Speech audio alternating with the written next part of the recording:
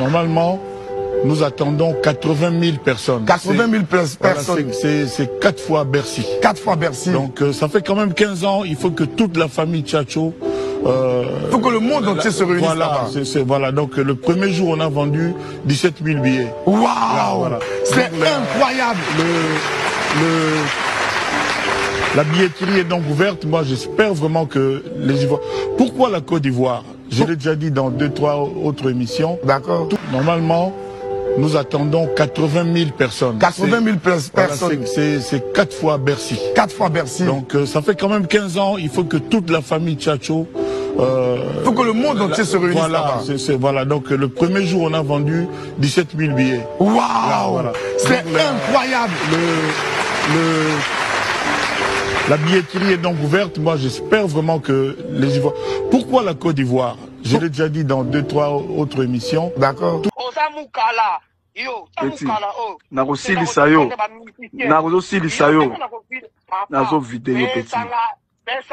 En plus, au toucher sous ce héritier Wata. Nango touché Wata, nazo silisa yo.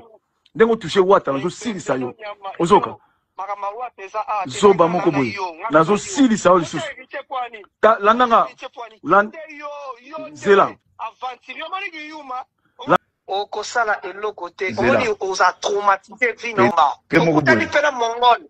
Yo de pepe nyamaba lali o trop pas mutra na makolomike wana siba yo makasi. Bino na Petit. Nani afanya na na mwasi. Nela na lani na mwasi. Ya solo. Lani na mwasi na auto dobe na auto dobe. On doit rappeler. Annonce officielle. Donc et outil droit na maison de production que Batubazo c'est la date pour na FGOLA, pour na FG et n'a pas message Batubazo tinde la batu n'a pas appel au Batubazo zoa Batubaza pour réclamer You Arena. Alors pour ne pas qu'ils à on est une mauvaise surprise, il fallait quand même qu'on prépare Batu ndenge ba oyambe la date na ba ndenge ko bima baye ba déjà que base la préparer que ce n'est pas la date il y a You Arena nous te kozala publier. Ouais. Zali tournée, à la tournée européenne, Badat Eza ébélé. Eza tellement ébélé que maintenant quand Badat on a eux la publié dans un premier temps, You Arena ils ont figuré na quantité. Annonce officielle. Annonce officielle. Donc et outil droit na maison de production que Batubazo c'est la date pour na FGOLA, pour na FG. Et n'a pas message Batubazo tinde la batu, n'a pas appel au Batubazo zoa Batubaza pour réclamer You Arena. Alors pour ne pas qu'ils à on est une mauvaise surprise, il fallait quand même qu'on prépare Batu ndenge ba oyambe la date na ba ndenge ko bima baye ba déjà que base la préparer que ce n'est pas la date il y a You Arena nous te kozala publier. Ouais. Zali tournée, à la tournée européenne, Badat Eza ébélé. Eza tellement ébélé que maintenant quand c'est Badat on a eux kozala publié dans un premier temps, You Arena ils ont figuré na quantité. Annonce officielle. Solo la Poto, saison 3, Solo la Poto avec vous, Solo la Poto avec tout le monde. C'est la 3e saison. Tonton Bev, les transferts les plus chers de la presse congolaise. Pour la 3e fois d'affilée, pour la 3e fois en Europe, pour la 3e saison, pour la trilogie. Abonnez-vous massivement parce que Solo la Poto est bandi. Solo la Poto est zongi, Solo la Poto est zongi, les bisous n'endeng ya bien, zongi les bisous n'endeng ya hiver. Toro Solo la n'endeng ya Poto, Toro Solo la n'endeng ya Kinshasa. Tout le monde s'en a Kinshasa, tout le monde s'en a Congo. Vous nous suivez de partout. Afrique, Asie, Amérique, Océanie, Europe. Solo la Poto pour vous, pour Nabino, pour Nanga, pour Nabisonio sur saison 3, 3e saison, trilogie. Nous sommes là, on va encore faire des merveilles. Les investigations arrivent, les émissions arrivent. Soyez connectés, abonnez-vous pour ne rien rater. Na Solo la Poto. Solo la Poto avec vous, avec les enfants, avec les familles, avec tout le monde. Bissowana, saison Poto, 3e saison, Solo la Poto.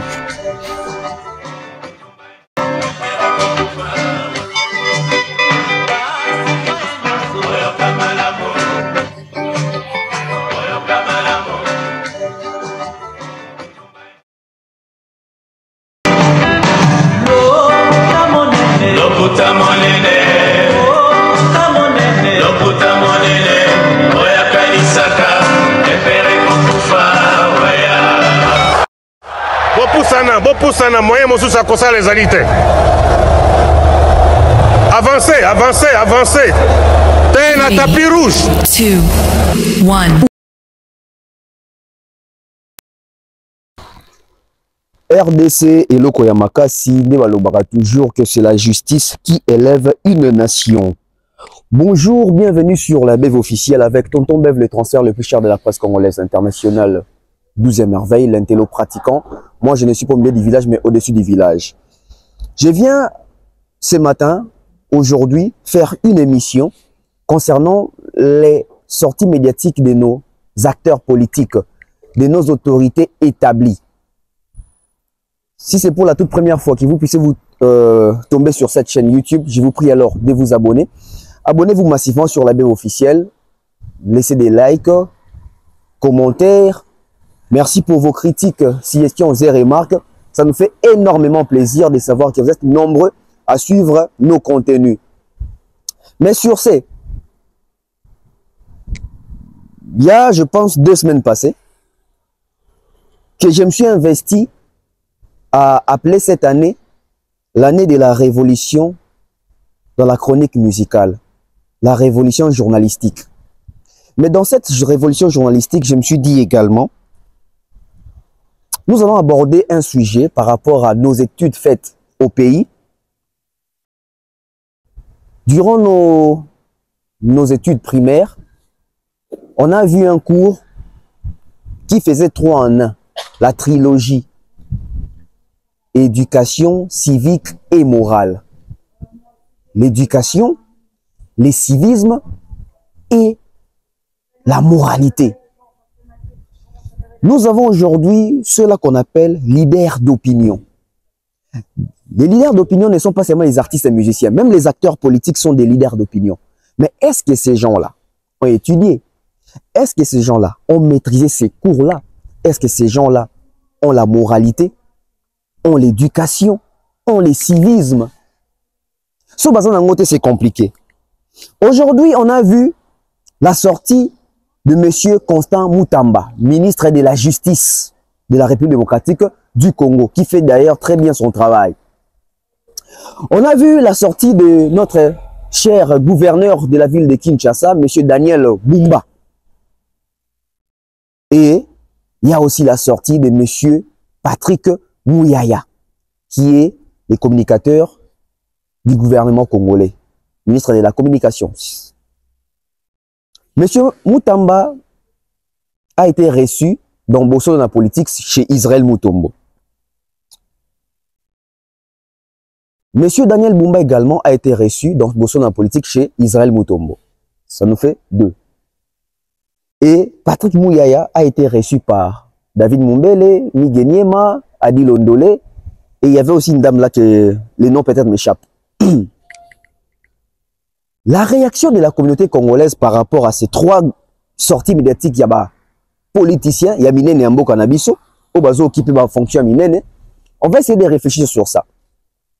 Monsieur Constant Mutamba qui frappe du côté de la justice, d'abord les artistes et musiciens, parce que tout c'est la marma chronique, il nous révèle que l'artiste Robin Omundibu a été interpellé et arrêté. Il a connu des problèmes au niveau de la justice, Robin Omundibu. Il a été interpellé et arrêté. L'artiste Zig Zeng, si je ne me trompe pas, est aux arrêts.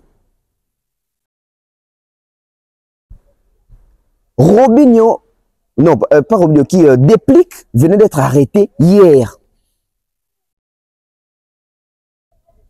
Cette vague, il y a une arrestation. Nous ne pouvons pas être musiciens. Et ça démarche, il faut soutenir, toutes ces démarches, il faut dénoncer. Moi, personnellement, je soutiens. Pourquoi? Parce que quand on a même conseil de mission, on a SM, éducation civique et morale, on a la chaîne officielle, de quoi est-ce que je parle, on a coup de fil, on a Zouaka. Les musiciens sont censés veiller à l'éducation à l'éducation. Parce que les musiciens sont censés avant de yoka biso, comment koyoka na nubino. Avant de influencé par biso, comment vous en influencé par bino. Alors vous avez le devoir de bien faire votre travail. Musique na kongo comme mingi makamuka ya insanité, Bouzoba, Kofinga, dénigrement, backlash, bêtise. Ils ont honoré biso les sous-soutés. Ils ont honoré biso sous-soutés. Bah, dormi ton question. Sur arrestation à Robinho, à Salinini. Arrestation à Déplique à Salinini. Arrestation à Zigzang à Salinini. Mais tout ça, bateau, tu as accompagné dans l'arrestation. Parce que tout ça, le peuple, mon public, mon co. On y a quand qui demande les peuples.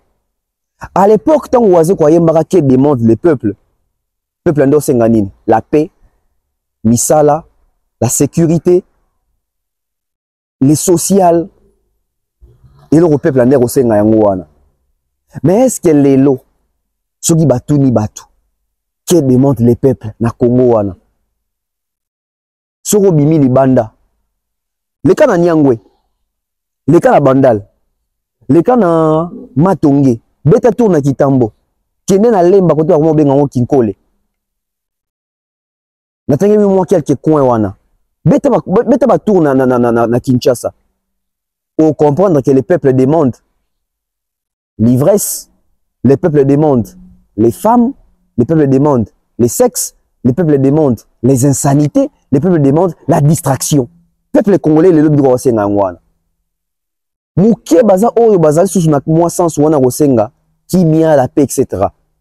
Tout se voyait la fasté. La guerre continue. Tout le monde a ma vidéo, ma caméra est na est na minute oyo. Mais est-ce que population quinoise, au bazan na kin, est-ce que na sens à réflexion na bangoto, que na sens ya qui demande les peuples au vrai sens du mot? Non. Non.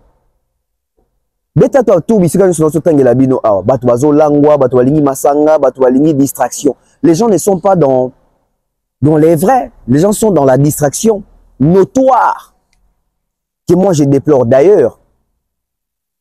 Mais puisque on te ka nepte mutezala, cheval de bataille à émission na biso na tongo alelo. Makambo lo beza tellement ebelé. Makambo lo beza tellement ebelé. Tout se retrouver dans le contexte que Bagolois, Bazofinga, l'aura tendance pour lobby vérité sur Makamboyo et Kubima, Namikolo et Zoya qui fait date y a Paris la défense à rien à Bobo Sanango Nanou. Bango Moko Babitue, Bagolo, Bango Mabé, préparer Bango Mabé, et aujourd'hui, quand on de la Bango, on va réfléchir aussi sur ça. On va réfléchir aussi sur ça. Mais en même temps, Stade de France, les autres guettés biso, les autres à la biso, les autres guettés biso, les autres à la biso. Fallait à Ebidat. Bon, organisateur, bah Ebidat. Mais ni les autres là qui bah chroniqueur, il y a Saint-Denis, bah sur les sous lueur et d'espoir, mon sous, il y a mis balai. Il y a remené à bien promotion, il y a Stade de France, il y a fallu pour pas. Tu revends d'aller les sous wana mwandam. Parce qu'il y a le wapene zali.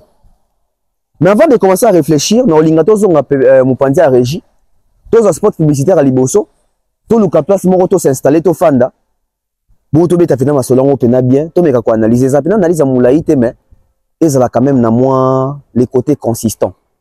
On prend la pub et puis on revient sur Atozak. Atona yolo. Tous la pub après tous na yolo na biso tout bête masolo tout continuer. On prend la pub. Bana Poto, ceci est pour vous. Souhaiteriez-vous passer des vacances à Kinshasa? Êtes-vous désireux de séjourner dans un environnement exceptionnel, réunissant un confort incroyable et respectueux des normes sanitaires? Voici pour vous les appartements IESD. Situés dans la commune de Lemba, quartier Salongo, sur route Bypass au numéro 18837, près de la station Fina, vous trouverez des appartements de qualité avec des chambres classe, une cuisine américaine équipée, un salon accueillant, sans oublier de l'air conditionné. Tout cela, tenez-vous bien, à un prix défiant toute concurrence. Pour toute location, un pourcentage sera versé à une œuvre caritative.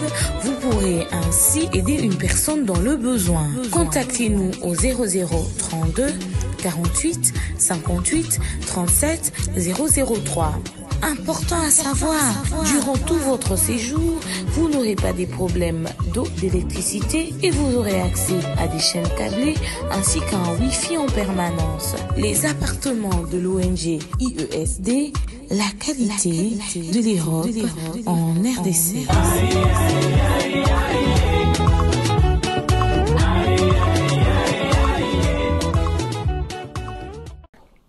De retour sur ces plateaux. Alors, il faut que le débat aujourd'hui, nos autorités, moi je pense qu'il faut avoir un exemple pour Nabiso. Le coup, il faut avoir un exemple pour Nabiso. Tout ce qu'on a fait, c'est na hémicycle, qu'on est na télévision. Mais il faut que tant qu'on est na télévision, tout le monde appelle la continuité. Le autre est maboko na monsieur Moutamba, tout est maboko na ba autorité Nabiso. Mais les choix, les castings, parce que les Congolais ont un problème. Le problème à Congo Ezali, problème il y a casting, problème il y a la choix, problème il y a sélection. Et ces problèmes-là, il y a dans notre domaine, nous sommes à tous les niveaux. Parlons un peu sur la sortie médiatique de M. Daniel Bumba. M. Bumba, Azali, gouverneur de la ville de la province de Kinshasa. Il a dit tout ce qu'il a dit, tout l'année émission Naé, un monsieur qui s'exprime bien. On comprend qu'il maîtrise Makambozo Sala. Maintenant, on va rebondir sur la relation à M. Daniel Bumba na Mouzé Kindingu.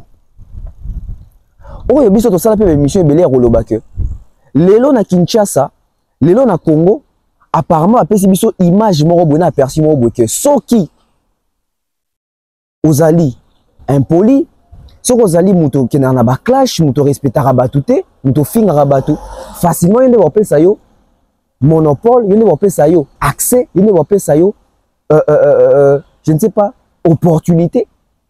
Il y a un na ba kondi, il y a un na ba chef, il y a un ba bureau, bisiko yo, ba tebele ba ko kotate.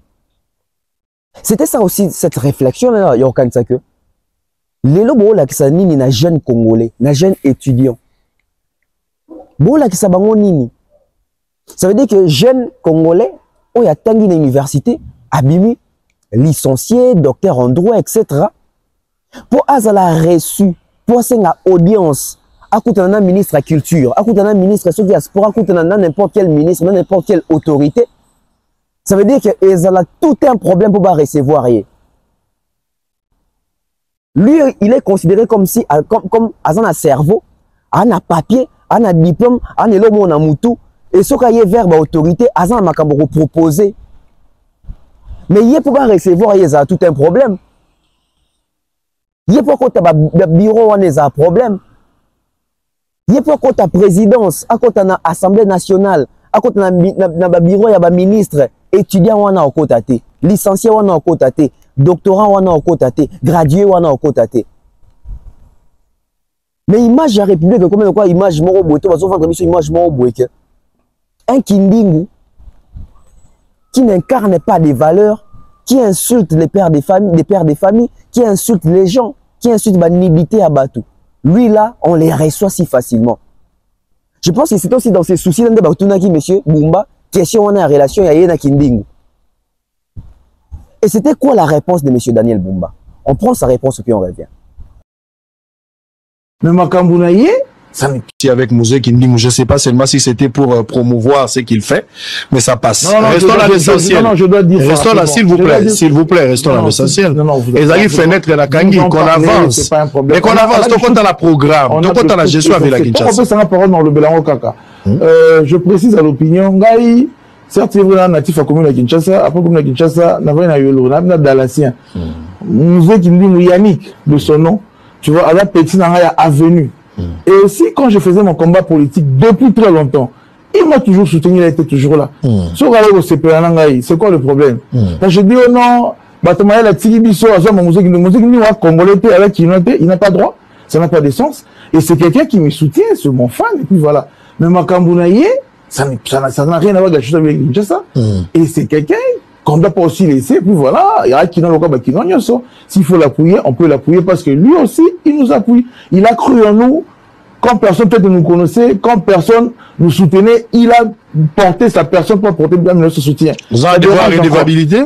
Et d'ailleurs, me voir avec Mouzé, ils ont caillé au CPLanga, ils ont m'habité. Et Baba, mon problème, t'as un petit nanga, ya tongo, il a venu, mon Baba, la lemba, bana yolo, mbo tenabino, je suis dalasien, et puis comme lui, donc voilà. Très bien, il y a les Kambakomina venu Moutako Tate. Donc voilà. Il y a peut-être avec. Là, c'était la réponse de M. Daniel Bumba. Si tu dois réfléchir sur la réponse ou en attendant l'Obanine, alobi que Aebaekala, petit nae, il a cru en lui, tant que batouandé ko kanisa été, tant que batouandé ko kipé été. Tant que yazaki ko postuler, toi azaki ko sa makamunae, parmi batouandé ko soutenir ye alobi, petit nae à quartier, petit nae à venir, Mouzé Kindingu. Tant l'Obanine. Mais, tout ça, c'est là qu'on me photo ça, messieurs les gouverneurs. Messieurs les gouverneurs, c'est un parent. C'est un garant de la ville-province de Kinshasa. Ça veut dire que la ville-province de Kinshasa n'est pas seulement résumée na Kindingu, n'est pas seulement constituée na Kindingu. La ville-province de Kinshasa, bateau azo constitué en gros, et ça bisogno sont devant na Kinshasa. Donc, na bisogno sont devant na Kinshasa, il y a des parents, il y a des enfants, il y a des cousins, il y a des tantes, des neveux, des nièces, il y a des responsables, ils ont bateau, il y a des bateaux constitués ville-province à Kinshasa. Alors, ceux qui sont habitants mon copé à Kinshasa, oyo azo finga, ma père de famille, azo dépravé mœurs en public. En tant que petit, pire petit avenu, il y a gouverneur à ville à Kinshasa, je pense que gouverneur à ville à Kinshasa, azali pe na part nae, ya côté ya petit nae. C'est presque chaque jour, sauf les réseaux sociaux, au moins la Kindingu finga rabatu. Kindingu afinga rabatu, Kindingu afinga rabaf sexe abatu, afinga ba partie intime ya batu, afinga kabatu. Je pense même que le gouverneur de la ville Nabiso, Soka Zagatana, moi, sans y à côté, mon souci, même que je ne souhaite pas en parler dans ce sujet à Kindingu pour épais sa connotation, mon sous-souté. On va se dire quoi? On va se dire quoi? Oui, on ne refuse pas que Mouzé Kindingu ça l'a reçu par le gouverneur de la ville à Kinshasa. On ne refuse pas. Mais, qu'est fait le gouverneur quand il est avec Kindingu? Il joue quel rôle quand il est avec Kindingu? Est-ce qu'il a conseillé à Kaye? Est-ce qu'il a payé sa Makambouana? Parce que Kindingu a fait un artiste et musicien, il a fait un taxe na Congo. Artiste et musicien, il a contribué à na mosolo na Congo. Ba politicien msu ba finga mawana eza bato ba contribuer na trésor public ya Congo. Eza bato ba contribuer pour Kinshasa tourner. Mais si les gouverneurs avant dit na plateau azo baké aza petit nanga a soutenanga tant ba doit zala kité tant ba doit croire ki nanga te ya za pemba bato ba croire ki nanga. Oui, c'est bien. Mais seulement gouverneur a aidé biso que soka ya mbile ki naye petit naye a venu ate ya kaye pe c'est que au finga raté ko sala ka boité. Sinon c'est croire où dans une république où bato wa finga ka le fait qu'azali petit nayo cousin nayo ndeko nayo bokola naye a soutenir tant bazala quitter. Donc il a des droits de faire ce qu'il est en train de faire sans pour autant qu'on interpeller alors que tozali ba autorité établie. Gouverneur de la ville province à Kinshasa, il faut veiller na la valeur au Italie quinois, de protéger certains quinois face aux autres quinois, de garantir le respect, la sécurité, il y a quinois. Parce que Moutou a venu à Kinshasa de babenge quinois. Alors quinois moussousou, azan a droit qu'on finga quinois moussousou te impunément bongo. Ou alors nous, Tozui, sortie médiatique, il y a M. Patrick Mouyaya. Namoni va critiquer belé casting naye, choix naye. Comment M. Patrick Mouyaya ko s'afficher na Kinding et plutôt à Kotika David Mumbela yambaye, Migenyema yambaye, tout ça. Mais attendez 2 secondes. Notre communauté to lingaranil. Car bateau bazo qui jouer les choquer dans ba commentaires. Il y a publication de l'émission mais ce sont les mêmes personnes de Balobake, David Mumbele, chroniqueur du moment. Ce sont les mêmes personnes de Migenyema, selon la vérité. Si vous êtes les mêmes personnes, vous avez choqué. Non, vous avez choqué. Ça veut dire que cette communauté réussit toujours à élever. Bateau peut-être bazo mérité qu'on en a place au bazate, mais si on a commis une place au bakomi on a c'est la même communauté bakomi koluka ate eza bato mosusu basalaka mieux que bango, il fallait bomona mieux que bango. Non, respectons ça, restons dans ça. Tobeta lisolo ya choix ya casting, choix na casting, problème na Congo eza choix na casting. Nazomona bato baye kokomana. Est-ce que na Congo Nati Lokola zate, Papimbo mazate, Zakaria Bababa zate, Jean-Marie Kassamba zate, comment vous umi Genyema na David Mumbele, mais bolinga bazwa la bino nani. Bolinga bazwa la bino nani, bazwa Bev, bazwa Mombaya, bazwa Valdi, bolinga bazwa la bino nani. Bazwa bino bateau bino bozota la mingi. Ministre ya communication za zobate. Ça veut dire qu'il y a des statistiques, baye ko mesurer qui est le plus suivi, qui est le plus consommé. Bazo mona ke ba Congolais ya diaspora za Kinshasa, ba ota la mingi nani Mikolo, ba ota la Mumbele. Avant Mumbele ba ota bebishana ni mingi, ni Genyema. Bino ba Congolais nde mutu, botala ka Genyema mingi, botala ka David Mumbele mingi, bo pesi bango audience. Alors ministre peut pouvoir communiquer. Akokende ka sika oyo audience ezali. Et si oya okuta na bino, po okuta na bino facilement, akoya bisika bino bo pesa ka audience. On est clair. On est clair. N'allez pas commencer à traiter au Miguel Manaza Zoba, David Mumbele, ba question à reposer kuna. Non, oh ministre qui tire trop bas. Mais que voulez-vous? C'est dans ça que vous vivez. Bino to bolandara bango, bino okitara trop bas. Tant ministre qui kuna ministre ndem qui tire trop bas. Tolingi la chose est son contraire. Tolingi la chose est son contraire. Comme maintenant l'isolo ya Constant Mutamba. Na makambo etali ba robino na ba arrestation ya ba zigzag ya ba réplique. On prend une partie puis on revient. Ah ok. Bien sûr. Ouais, musicien moko azana. Musicien moko ballet ou moko je sais pas. On avait arrêté 2. D'abord il y a eu 3. Ba relaxa ki moko même petit au musicien monsieur Robinho so na. Robinho akangama ki pe? Il pas akangama ki. La futaki ba amende colossal. Et puis abimi. Commission à censure au petit sur au kangami bali. Bakangi mwano ceux qui zigzag, ceux qui zigzag. Zigzag wana. Commission kangi.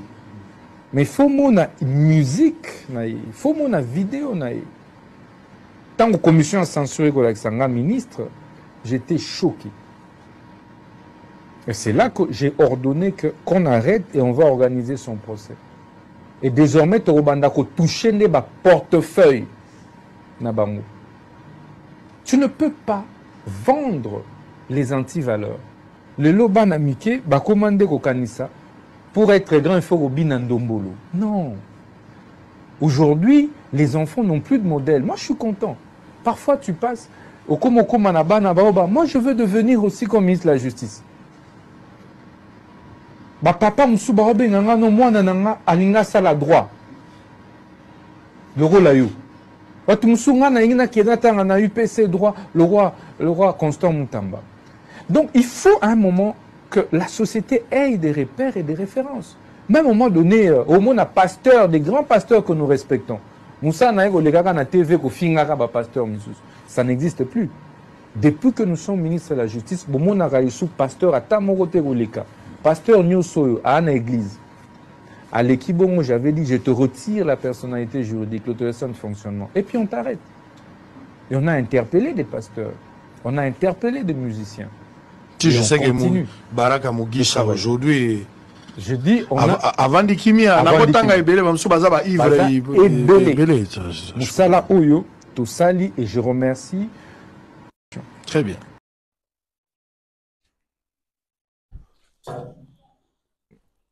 Vous savez...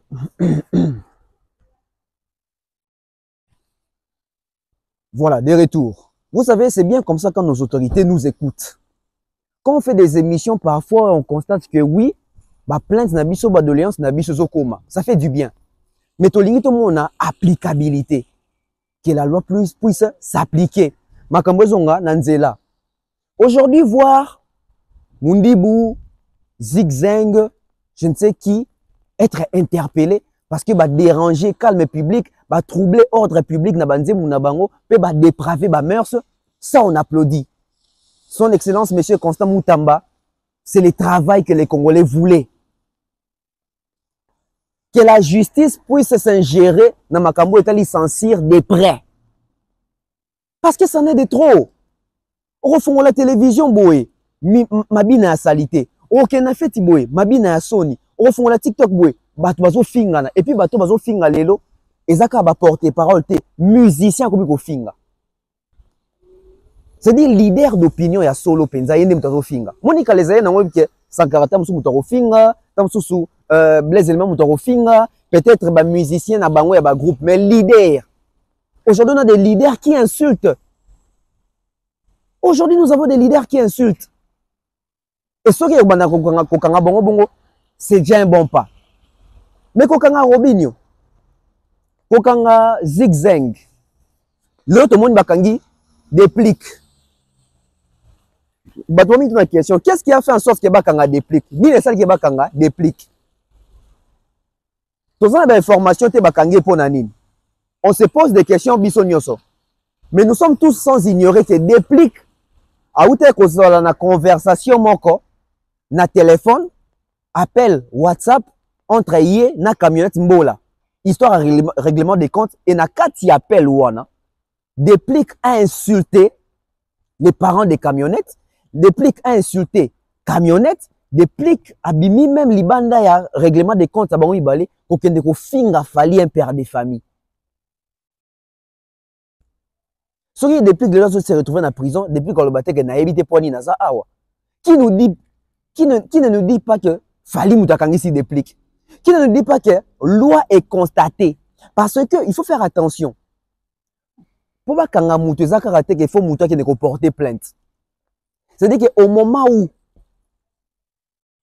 les calmes publics, l'ordre public, l'autorité publique constate qu'il y a un élément qui dérange.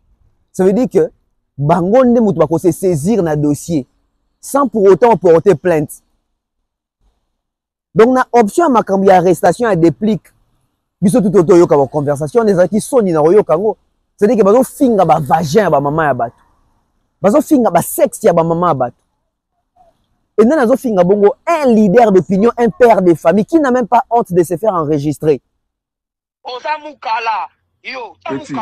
Nakosilisa yo nazo vidéo petit. En plus au toucher sous héritier wata nango toucher wata nazo silisa yo ndengo toucher wata nazo silisa yo ozoka zoba moko boy nazo silisa yo lisusu landanga zela landanga tala YouTube kota na YouTube siko nazo tala émission zo bima siko kota libolo ya mama na yo libolo mama no camionnette mbola akufa kala to yo na beta yo akufa lisusu kota sali libolo na lisusu kota za kufa imbécile no yama beto ko mona yo sela obeta nga pena obeta nga pena mama ko adresse ni mangani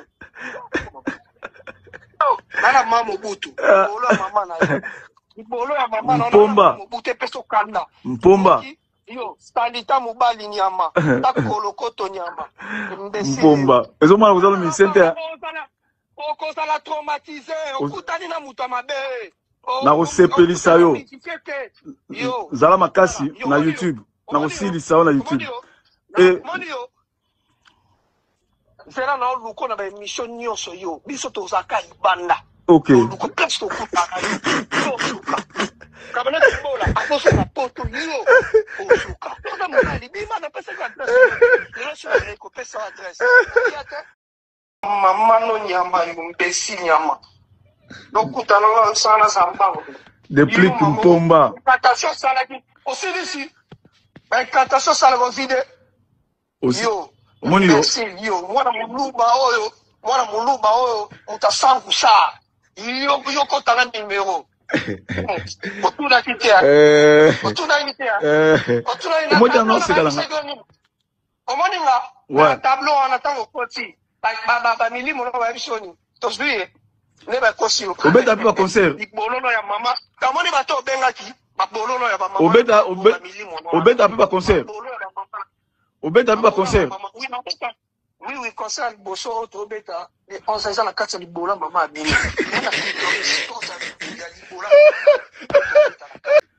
kosala eloko te omoni oza traumatisé vi namba okutani mpe na mongole yo nde pepe nyama balali otropa moto na bino makolo mike wana siba yo makasi bino nde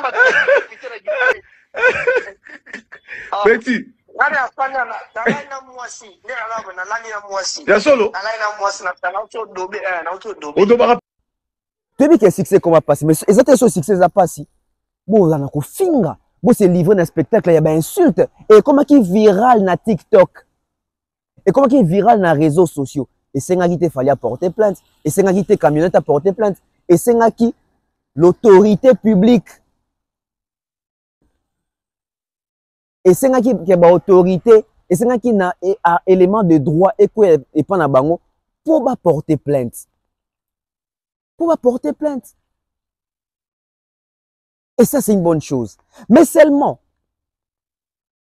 autorité Mouyaya autorité Bumba autorité Constat langage na bango bazo utiliser eza langage bazo linga baza la proche na population to bango faut baza na langage moko un peu différent yango nde na makambo ya langage ezo pousse na proche na congolais proche na quinois proche na quinoiserie nde monsieur Constant Mutamba bengi Robinho Petit alors que Robinho en termes d'âge Robinho azali na 3 ans de plus que monsieur Constant Mutamba côté wana toujours soutenir autorité na biso te parce que même si alingaka bengi grand frère te même si alingaka benga ye soki nini te mais koloba na mutu petit bongo na TV alors que aza même pas petit non en termes d'âge c'est rabaissant ça veut dire que toujours c'est mélangé na ba politicien na biso ba tout normal otolobaka na ba TV na ba internet ba personnalité lambda ozaki na sens ya ko dénigrer ko sous-estimer ya ko rabaisser mutu na discussion congolais au moins na boye mutu mo botam sous be vaza mukolo na mais le ko ki na ndenge ya clash na polémique aye na TV na ti petit na bev ça veut dire que biloko to monde n'aurait pas ba internaute biloko to monde n'aurait pas ba youtubeur et pas ba tiktoker to comme ko retrouver ba même langage ou n'est pas ya ba dirigeant ba haut placé ba autorité établie et comment bangi ça et comment ko bangi ça et comment ko bangi ça mais quelque part ce qui n'est Robinho va bengi petit et pas Constant Mutamba moi je pense que Bartis na biso bino mo pendeni ndenge bomi tekelaka ndezo si ça ba valeur na bino ça veut dire que depuis même temps Constant Mutamba otala ba texte na yo otala ba nzembu na yo otala poids musical na yo tellement que en termes de contenu banzem no trop ezo kene na sens ya dépravation ezo kene mo ba insanité il ne te considère même pas un grand monsieur voilà pourquoi il te sous-estime il t'appelle même petit ça veut dire que de la manière au bidon omiteka ba bengyo petit je ne pense pas son Mutamba ngaka s'est dressé na inosbi ngalo ba neti petit na inosbi ngalo ba bongote je ne pense pas que son Mutamba ngaka lobela peut-être artiste muso azali moins âgé que mais azan un registre banze moko boye eza éducatif nga bengé petit on vous appelle petit on vous traite de petit aujourd'hui parce que tout dépend de la manière dont vous vous vendez mais seulement côté là trouver cette excellence moi diplomatie zaka na langage ba bengaka mutu petit na TVT et surtout ceux qui mutu wana par malheur oyeba kite a mukolo na yo tout le monde est comme il faut s'appliquer et souka na ba musicien te monsieur Constant Mutamba souka na ba musicien te chroniqueur youtubeur tiktoker leader d'opinion à mon nez gros poisson à déranger ordre public à déranger opinion publique à diffamer à cause à fingi à dépraver mimi batu na buzoba bochai maboko nengana no bela sujet à faire mais tous on pi ba prendre réfléchir tétolo bela sujet à faire tous on pi plutôt zonga. De nos jours, l'hygiène intime est une priorité. Voilà pourquoi Maliane vous propose des produits d'hygiène intime à base des plantes naturelles testés et approuvés dans les plus grands laboratoires dans le monde. Maliane vous propose des thés de fertilité pour hommes et pour femmes, des thés pour bain à vapeur after accouchement pour soulager les maux de dos, gel intime pour hommes et pour femmes, produits pour les règles douloureuses, fibrome, endométriose, polykystie, myome, resserrement du muscle du vagin, trompe bouchée et j'en passe. Vous avez également des produits qui vous aident dans tout autre type de soucis gynécologiques que vous pouvez avoir. Ceinture abdominale, vous avez les protège-slip, les bandes hygiéniques et tous ces produits sont disponibles sur notre site www.maliane.com. Passez vos commandes à travers notre numéro affiché directement à partir de notre site et vous serez livré partout dans le monde. Maliane, pour une hygiène intime parfaite.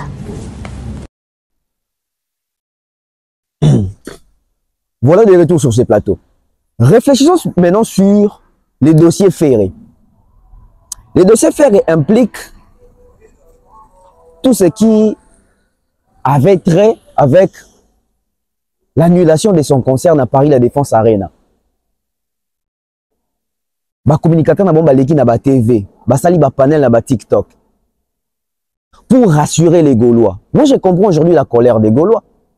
Moi, je comprends aujourd'hui la déception des Gaulois. Moi, je comprends aujourd'hui pourquoi est-ce que les Gaulois ont un désespoir. Parce que, les communicateurs na bango ba nourrir bango mingi na ba espoir. Alors, ba espoir ya lokuta, ba promesse ya lokuta. Les Virginie, les tontons promo, les Eira, les Bakali, les Paparols, les Actus Lunettes, etc. Les Gouves et les Gaulois là-bas à Kinshasa, ils ont endormi les Gaulois. Comme quoi, Gauthier Sey, au date yasi, que ça, dans le mois de mai, fait Robert à Paris La Défense, billetterie au format en janvier. Janvier, il y a un autre les 25. Janvier, il y a un autre les 24, les 25. Janvier, il y a aussi là. Et ben, on va comprendre que le local, janvier, il y a aussi là. Le local, là, il y a vérité. Parce que dans 4 bureau, à l'interne, il y a toujours vérité. Au marque tabonde comme ça bango bureau bolo bana fanatique vérité ba yeba ki ke faire Robert sous Paris La Défense Arena te ba yebi yongo to lo ba mikolo na dab oui ba golo azo ba ki fa beta Paris La Défense Arena pour ba prouver fali pour ba lakisaye pour ba pisoki ba corriger mais vous vivez dans le passé. Fali a fait Paris La Défense Arena en 2023, ça veut dire que 2024 faire abétité 2025, faire Robert à Paris La Défense Arena. Bon, qui est en 2026, 2026. Donc, tant qu'il fallait refêter 20 ans de carrière, à Lucas Salmoro, na poto, après fêter 20 ans de carrière solo, n'desika faire Lucas à Paris La Défense Arena. Quel retard! Arrêtez de vivre pour Fali. Bino monde bo qui si saka faire, na ye moko faire ami c'est qui si saka. Si ko ba Virginie bango tout wana, baza wapi. Côté ça l'émission awa data sika. Charles Tabou, mwana Tabou wana, ayaki pa koshone fere, talabou data sikezoya. Data sika, bako annonça qu'on a janvier, et puis dans mois de mai, faire azobe ta Paris La Défense Arena na one way. Ils ont compris que, à l'interne, ce n'est pas ça. Et au lieu basuko fingama, au lieu bima susu balokuta parce que, mesdames, si vous n'avez pas remarqué ou constaté, chronique obiso to sala lelo. Il a dévoilé la vérité.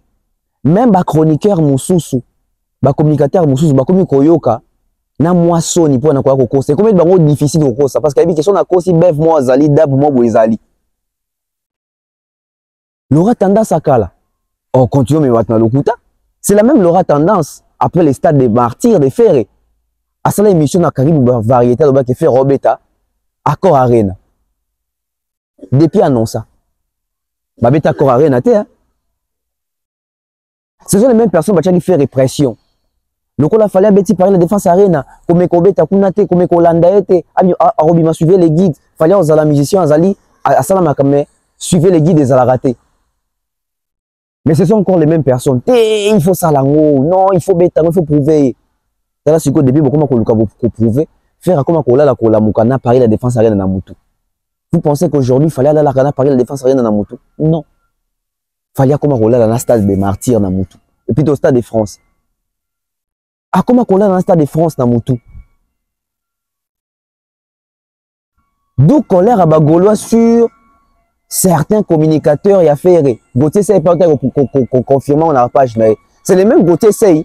Il n'aime pas dire que ça va Bagolois que date il y a les 20, il y a les 26 avril 2025.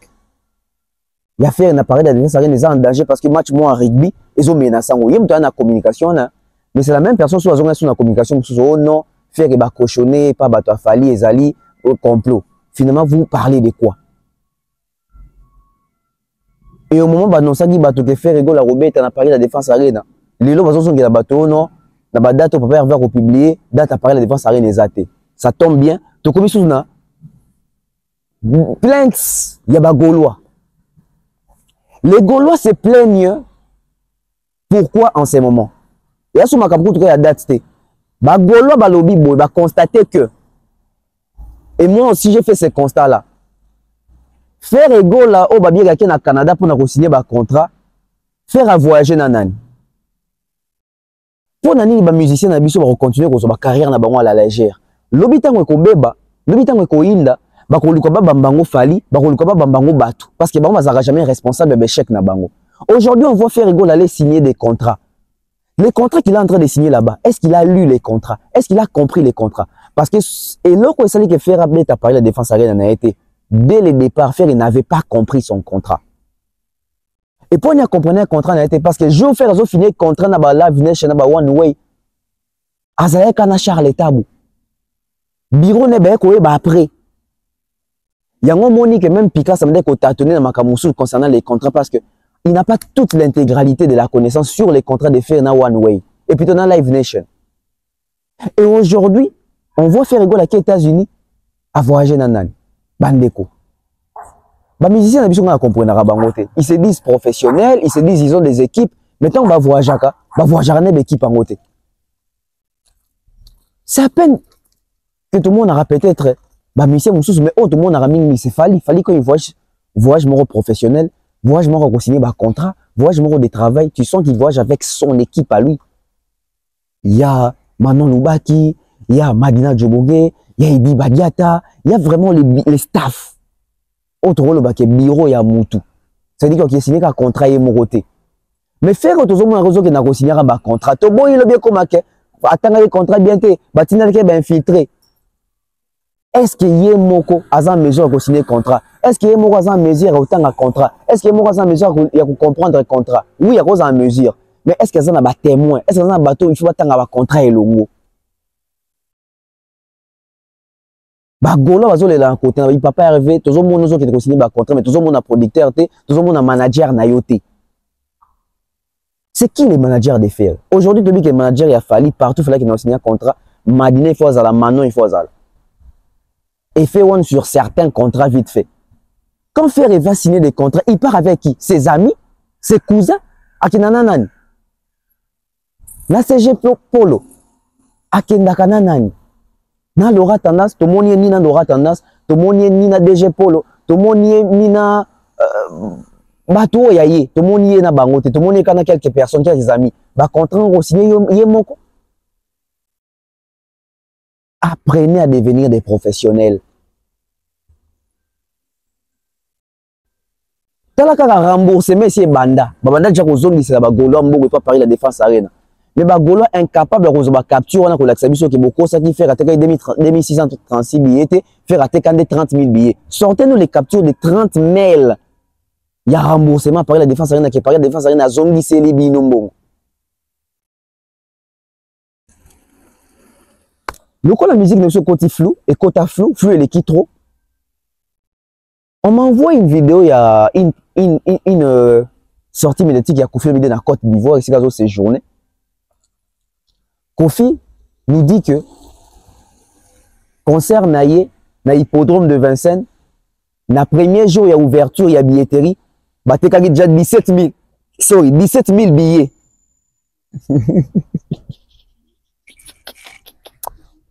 Ah. Suivez. Normalement, nous attendons 80 000 personnes. 80 000 personnes. Voilà, c'est 4 fois Bercy. 4 fois Bercy. Donc ça fait quand même 15 ans, il faut que toute la famille Tchatcho... il faut que le monde entier se réunisse là-bas. Voilà, donc le premier jour, on a vendu 17 000 billets. Waouh voilà. C'est incroyable.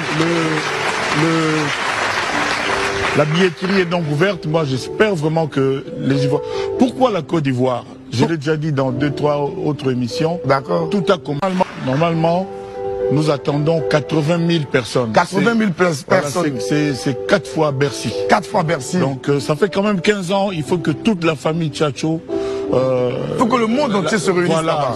Voilà, donc le premier jour, on a vendu 17 000 billets. Waouh, voilà. C'est incroyable. La billetterie est donc ouverte. Moi, j'espère vraiment que les Ivoiriens... Pourquoi la Côte d'Ivoire? Je l'ai déjà dit dans 2-3 autres émissions. D'accord. Tout a commencé. Normalement, nous attendons 80 000 personnes. 80 000 personnes. Voilà, c'est 4 fois Bercy. 4 fois Bercy. Donc ça fait quand même 15 ans, il faut que toute la famille Tchatcho... il faut que le monde entier se réunisse là-bas. Voilà, donc le premier jour, on a vendu 17 000 billets. Waouh, voilà. C'est incroyable. La billetterie est donc ouverte. Moi, j'espère vraiment que les Ivoiriens... Pourquoi la Côte d'Ivoire? Je l'ai déjà dit dans 2-3 autres émissions. D'accord. Tout a commencé. Des retours sur ces plateaux, mesdames et messieurs. Les flous. Vous savez, aujourd'hui, avec l'aide des réseaux sociaux, Internet, on n'est plus censé rester ignorant. Non, nous ne sommes plus condamnés à rester ignorants. Parce qu'avec les réseaux sociaux, tout est clair. Tout est vérifiable. Tout est vérifiable. Cette manière de continuer à traiter les Congolais, les consommateurs, les mélomanes, les Africains, les lots 2025, ça fait très mal au cœur. Vous avez déjà vu, pour un concert, qu'on n'a pas la traçabilité sur la billetterie, il n'y a pas la transparence sur la configuration ni la billetterie, tout s'est dit à bouche. Tout s'est dit à travers la bouche. On nous dit des choses à travers la bouche. Ça veut dire que si c'était encore à l'époque 1990, 92, 93, 2000, 2001, 2002, on peut encore se permettre, ou on pouvait encore se permettre, il y a comprendre que oui, ton ami son atteint et à Kala, bah oui, c'est sur ma monoko. Mais aujourd'hui, une organisation aussi sérieuse qui produit un grand événement, qui est un concert à l'hippodrome de Vincennes, un endroit pas comme les autres. Mais la billetterie, il n'y a pas la transparence, il n'y a pas la traçabilité. Je vous avais dit ça dans la banalise dans Salaki. Concert sur les obétama. Puisqu'il y a la billetterie, puisqu'il y a autobengaba quota, puisqu'il y a des pourcentages en termes de ventes, ceux qui battent concert en ligne, bah producteur, bah promoteur, bah colossal, bah artiste, bah toujours billet, ni configuration, il y a billetterie, au vu aussi de tout le monde. Ce qu'on look billetterie, il y a hippodrome, au comment nangote. Ce qu'on look configuration, hippodrome, au comment nangote. Au kota kaka, au sombi, mais relaxé, au sombi place nini, au vanda wapi, configuration za nini. D'où déjà la première émission na sakana bosolo alobaka déjà kuna za makambo sold out stay. Kuna batu bakoki koya kaka, batu ba yaka kaka. C'était une manière de vous préparer. Que n'attendez pas de voir la billetterie, n'attendez pas de voir la configuration. Parce que toujours en Côte d'Ivoire, bah bien na ce midi, quand bazo présenter bah que configuration et hippodrome bah ici au remettre na hippodrome ils ont la capacité à plus de 40 000 places. C'est-à-dire que j'aurais aimé souhaiter, bah, contredire mon chroniqueur Zouana comme quoi, non, 40 000 places, ils ont 80 000. Mais kuna ça passe. Mais dans le plateau, Moussou Souye m'aurait insisté que, bah, c'est 80 000 personnes. Mais, bah, t'es déjà jour à Liboso, 17 000 billets. 17 000 billets vendus. Oh, tout le monde a été. Toi, tout le monde a besoin de concert à Bafali, ba concert ba wata ba concert ba wera so koti na ba billetterie so koti na salle bon l'action salle l'action configuration l'action capacité ba l'action na billetterie depuis na senga muta bimisa configuration à l'action na ndenge ba billets les places qui sont déjà prises. Quand on va vous dire que c'est un festival, vous allez vous fâcher. Quand on va vous ramener à la maison que Nandenge, parce que billetterie à festival, les a passés au monde. Tout le monde a un festival. Bateau a un festival, beaucoup de festival. Ceux qui battent la place alors ça doit être rendu public. Tony, compromis. Différence, il y a concert et festival, n'est-ce pas? Ça veut dire que sur les festivals, tout le monde a une billetterie. Bon, quand la configuration. Bon, là, ça veut dire configuration, tu as un habillé, vous les journées, coca. Placement libre. Mais sur les concerts, il y a les détails. Qui va te permettre, et qui permet aussi aux gens de voir comment est-ce que ça évolue. Boni, baninga, va baisser toujours mon évolution à billetterie. Boni, oh, il y a production, oh. C'est-à-dire, bando rapporter les bino. Bino, c'est la caca. Kolo concert, to kolo festival, il y a mon dem en doya et sabino. Bon, tu as déjà 20 000, hein. Tu as déjà 30 000. 17 000 billets vendus.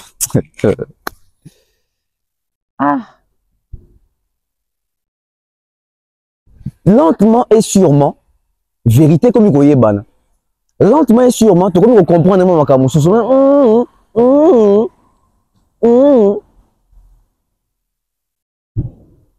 qui n'a premier jour déjà 17 000 billets vendus. Ça veut dire que depuis billetterie formatique, le lot c'est déjà 30 000 billets vendus alors.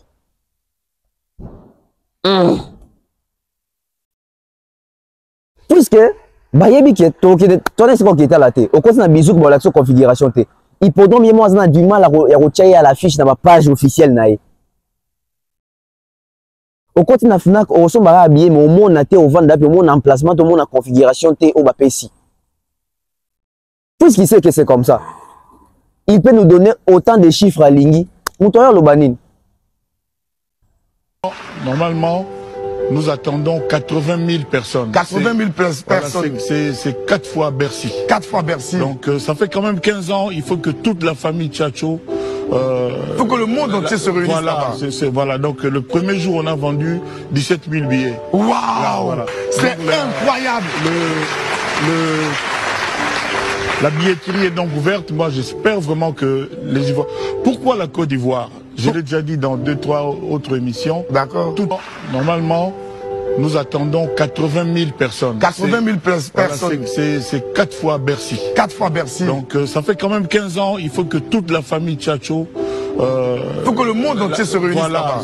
Voilà, donc le premier jour, on a vendu 17 000 billets. Waouh, voilà. C'est incroyable. La billetterie est donc ouverte. Moi, j'espère vraiment que les Ivoiriens... Pourquoi la Côte d'Ivoire? Je l'ai déjà dit dans 2-3 autres émissions. D'accord. Normalement, nous attendons 80 000 personnes. 80 000 personnes. Voilà, c'est 4 fois Bercy. 4 fois Bercy. Donc ça fait quand même 15 ans, il faut que toute la famille Tchatcho... il faut que le monde entier se réunisse là-bas. Voilà, donc le premier jour, on a vendu 17 000 billets. Waouh, voilà. C'est incroyable. La billetterie est donc ouverte. Moi, j'espère vraiment que les Ivoiriens... Pourquoi la Côte d'Ivoire? Je l'ai déjà dit dans 2-3 autres émissions. D'accord. Normalement, nous attendons 80 000 personnes. 80 000 personnes. Voilà, c'est 4 fois Bercy. 4 fois Bercy. Donc ça fait quand même 15 ans, il faut que toute la famille Tchatcho... il faut que le monde entier se réunisse là-bas. Voilà, donc le premier jour, on a vendu 17 000 billets. Waouh, voilà. C'est incroyable. La billetterie est donc ouverte. Moi, j'espère vraiment que les Ivoiriens... Pourquoi la Côte d'Ivoire? Je l'ai déjà dit dans 2-3 autres émissions. D'accord. Parce que je vous avais dit ça dans l'émission dans Salaka. L'émission dans Salaka Liboso, dans le Baranim. Dans le Bara. Jour billetterie Robima. Poto yeba keza concert. Rendez-vous na billetterie. Jour bako fongo la billetterie. Rendez-vous na ba site bazote ka billetterie. Nde vous comprendre. Si tu as un enregistre à concert, tout dans un enregistrement inconnu. D'où, Naïbisa Rabino, jour et bima, bobi sa capture. Il y a ma catégorie, il y a ma place, bobi sa capture, il y a configuration oyo, il y a 85 000 places. Bobi misa, ma place au jazz t'es kami déjà de EKI. Où en sommes-nous aujourd'hui? On nous donne des chiffres comme ça. On nous donne des chiffres comme ça. En 2025, là où tout est numérique. Et bah chroniqueur, on le colle à service, c'est incroyable. Oui, c'est incroyable. En 2025, c'est incroyable que artistes et moi, je sais combien de billets à Teki. Mais bino besoin un monopole, besoin capacité au monde en côté, dans les réseaux sociaux, na internet ndenge biso nyonso tokoma komona la transparence ya billetterie ya mutu na internet. Donc bazongi biso pendant époque coloniale na temps colon. Alors que toi d'abord tu évoluer. Vous pensez vraiment que sur les aïe pendant concert, tout le monde na makamoni sauter parce que concert les a concert. Ba quota, ba taxe makamoni sona boya ngo singaka traçabilité ngo comme bongo que tout est disponible, tout est vérifiable en ligne. Mais oyo ya lolenge ya boye ya kopesa biso ba chiffre na monoko to lobani to talakaka. Ça veut dire que dans 2 semaines ça veut dire que 50 000 billets déjà écoulés. Wait and see, hein? On attend voir, je vais pas vous prendre beaucoup de temps. Portez-vous bien. C'était Tonton Bev, le transfert le plus cher de la presse congolaise. On se retrouve bientôt là pour un autre numéro. Bye bye.